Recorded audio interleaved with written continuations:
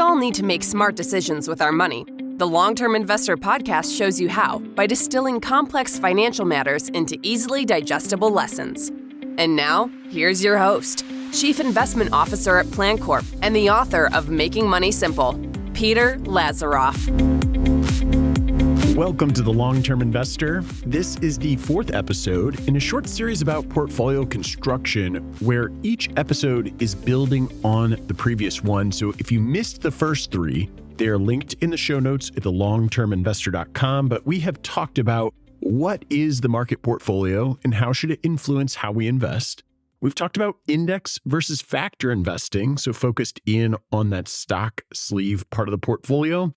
And then last week, we talked about why your bond questions are really about cash.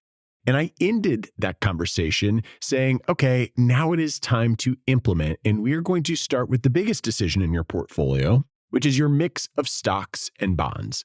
But before we go about choosing an asset allocation, because that's really what we're talking about here, I think we need to get clear on one thing, because most bad allocation decisions, I think, start with a bad definition of risk.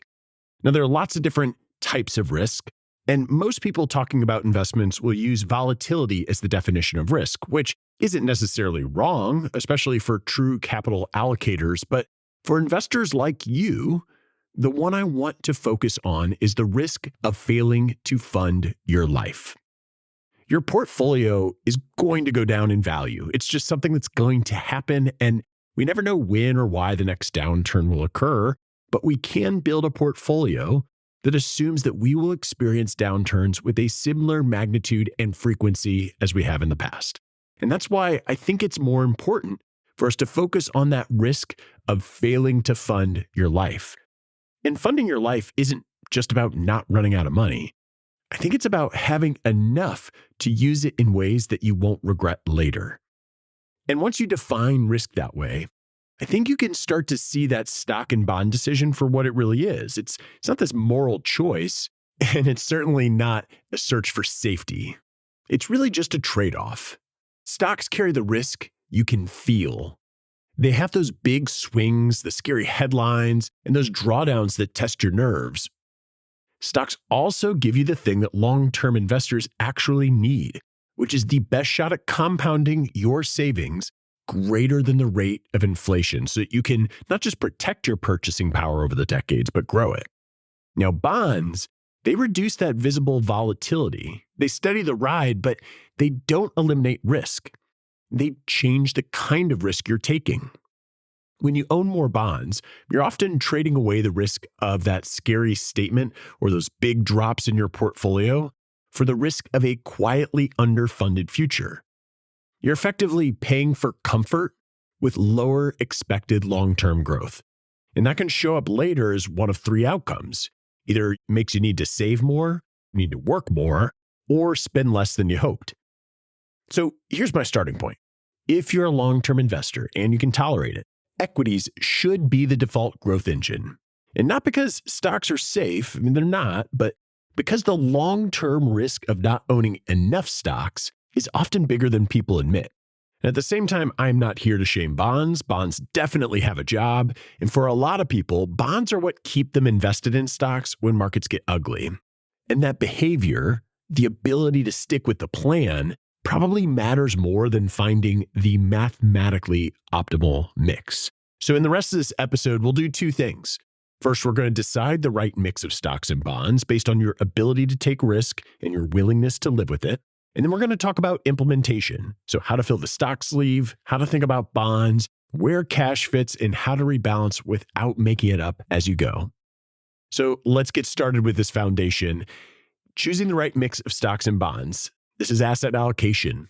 It's simply that decision of how you divide your portfolio to balance the risk and return for your situation. And there is decades of evidence pointing to the same conclusion, which is that this decision explains most of the year-to-year experience you're going to have. So the goal here isn't to find one correct allocation. The goal is to find the mix that fits you so that you stay invested through full market cycles without improvising at the worst possible time so that you can fund the life you want to live. And for that, I usually have this framework. It's a two-part test. It's your ability to take risk and your willingness to live with it. And the right allocation is basically the overlap between those two. So ability is an objective measure. It's about math and the structure of your life. It's not a personality test. The factors that matter most are time horizon. So like, when are you first going to need the money and over what window will you spend it? Because the longer the runway, the more short-term volatility you can tolerate because you're giving compounding time to work. If you have a short runway, you have less capacity. Now, if part of your portfolio is intended for children, philanthropy, or a long legacy timeline, that sleeve can be invested with a longer horizon, and that changes the conversation. Another measure of ability is the liquidity needs relative to the size of the portfolio. This is really a ratio, and it's basically if your spending needs from the portfolio are small relative to your portfolio size, you have more capacity for risk. Now, if your needs are large relative to the assets, the capacity drops. And this is where the previous episode on cash management fits perfectly because a real cash system reduces the chance of forced selling, which increases your ability to maintain a growth allocation. Human capital is another big factor of your ability to tolerate risk. Human capital is just your earning capacity. So if you're younger and you're still earning and your income is stable, you can replace market losses with future savings. So that naturally increases your capacity. If you're retired or close to retired, or if your income is cyclical or uncertain, I think you could argue that your human capital is lower, and thus your capacity is lower. Now, some retirees have really strong, what I would call human capital substitutes. So these are pensions, annuity income, rental income, cash flows that act like a stabilizer. That raises the capacity compared to someone who's living solely on the portfolio withdrawals and Social Security. And then we have safety nets. So I've already touched on this. In the last episode, the bigger your safety net, those cash reserves, any sort of insurance or reliable income, the less likely you are to become a forced seller when markets drop. And the less likely you are to become a forced seller, the more equity risk you're able to carry in the long-term portfolio. Lastly, on the ability side, we have the flexibility of your goals. So if you can adjust spending or delay retirement or pick up income or reduce certain goals temporarily, you have more capacity to hold a growth allocation. Whereas if your spending is rigid, like you have a ton of fixed bills and there's very little room to cut, the capacity drops. These things are all something that you can calculate in a spreadsheet. They are very objective and pretty easy, especially if you're working with somebody to identify and work through those issues. I think where things get a little trickier is on the second part, which is the willingness to tolerate risk. And so this is a little bit more psychological. Risk tolerance questionnaires were popular for a little bit, and you still see them some, but they are notoriously flawed. And your own judgment about your willingness to tolerate, not just take the risk, but to tolerate the risk, is likely to be biased as well. Instead of pretending there's a perfect questionnaire, here's the simplest test I know. I like to call it the dollar drawdown test. And at PlanCorp, we like to treat it as a final gut check before committing to an allocation.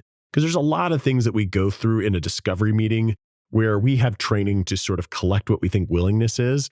We're trying to pair willingness with ability to tolerate risk. And by the time we're going through an investment policy statement, we'll show somebody the worst 1-year, 3-year, and 5-year market returns and translate those losses to your portfolio in dollar terms. And just saying, like, would you be okay sticking with this predetermined asset allocation and rebalancing plan if you lost this much money? So for example, if you have a $1 million portfolio and we see that the worst 12-month period for a given allocation was down 40%, we'd ask you, well, how would you feel if you lost $400,000? Now, that kind of drawdown has happened before. The great financial crisis was the last time it happened, and that exact number is obviously going to vary based on your mix, but the point is the same. It's a good litmus test because in the worst situations, the optimal allocation on paper, I'm doing air quotes despite this being a podcast, the optimal allocation on paper is totally irrelevant if you're unable to hold onto it and rebalance into it when it's uncomfortable. That's how you choose the stock bond mix. The next step is choosing what goes in each sleeve, and we've spent a lot of time on this in past episodes. One clarification, and I feel like I'm really drilling this home because this was also in the last episode, is that cash belongs on your household balance sheet for near-term needs and reserves. Inside the investment portfolio, cash needs to be kept small because over long spans, cash has historically struggled to beat inflation after taxes. Your portfolio is for compounding. Cash is for stability and near-term liquidity. So let's not confuse those two. Now, when we think about how to fill the stock bucket, I'm going to assume that you're all up for starting with a global mix. Now, the research, it's a little frustrating that it isn't precise. Everybody wants a precise number, but it suggests that the diversification benefit from investing beyond the US kicks in somewhere between 20 to 50% of an allocation to non-US stocks. Now, I don't mind sharing that at PlanCorp, we use a 30% allocation, and I know there's a lot of different approaches to this. Some people believe in having the allocation drift alongside market weights. Some people believe in a 50-50 split. Others are a 80-20 split. In general, the most important thing is to pick a strategy and stick to it. And then once you've picked that allocation between US and non-US stocks, start thinking about equity strategies. And I touched on two rules-based approaches in episode 234, index versus factor investing. And rules-based is my preferred term for what I think a lot of people think of as passive, but it mostly means that you just don't predict the future. No predicting the future, low cost, super diversified. So I think you need to go back to that episode if you want to kind of hear the nuances of how I might think through that decision. And then when it comes to bonds, I am firmly in the bond fund camp. For most long-term investors, bond funds are simpler and a more reliable tool. And the cases where individual bonds make sense are much narrower than people assume. And honestly, I think anybody who's really pushing you hard to use individual bonds in a long-term portfolio either isn't familiar with the new sets of products that have come out in the past decade, or they don't really understand the research, or there's just a vested interest. There's some sort of conflict of interest there.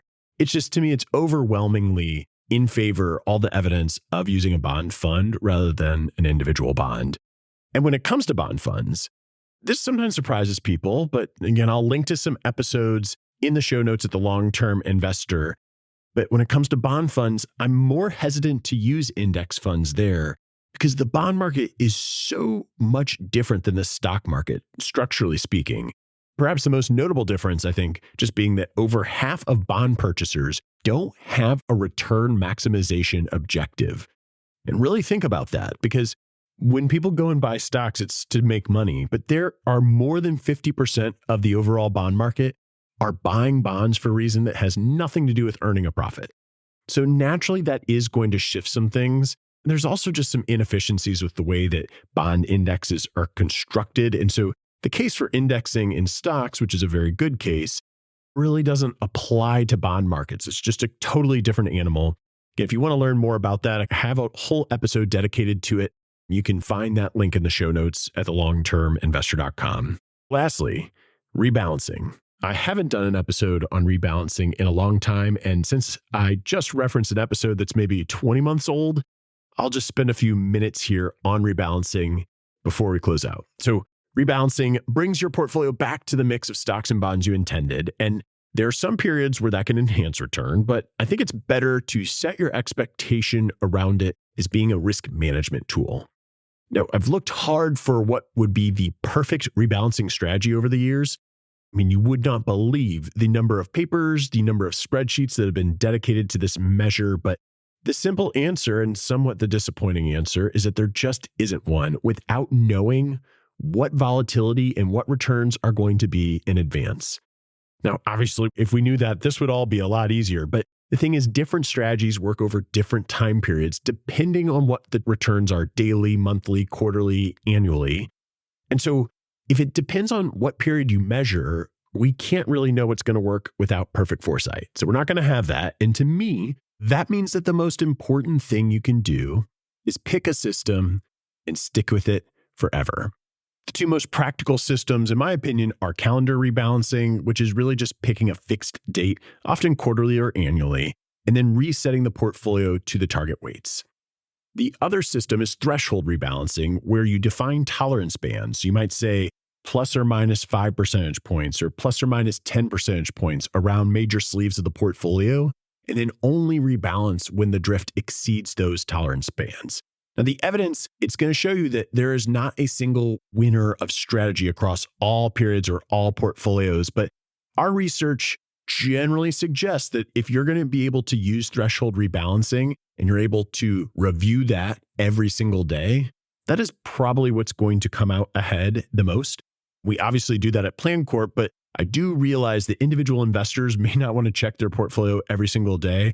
And also, smaller financial advisory firms can't even logistically do this because they don't have enough people to support someone to check every portfolio in their firm every single day. So I think in those cases, choosing a rule you can adhere to is going to be the next best option. And that is typically going to be some sort of calendar rebalance. Now, I appreciate you listening to this episode. Again, I referenced prior episodes quite a bit here. 4 episodes in a row, all of them kind of coming out of thinking through my book as we're going through the final editing stages.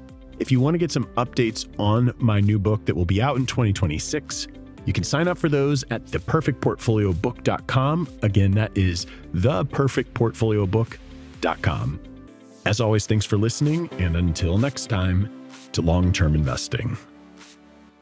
Thanks for listening to the Long-Term Investor Podcast. To access free financial resources and submit questions to be answered on the show, visit thelongterminvestor.com. Peter Lazaroff is an employee of PlanCorp and BrightPlan.